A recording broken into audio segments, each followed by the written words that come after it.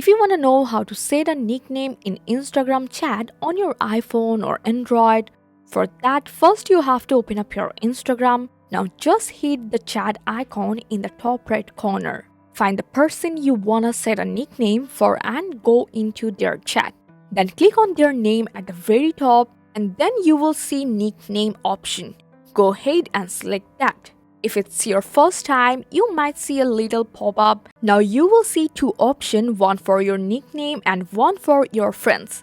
Let's say you want to change your friends. Just tap the arrow next to their name, type in the nickname you want to give them up to 32 characters.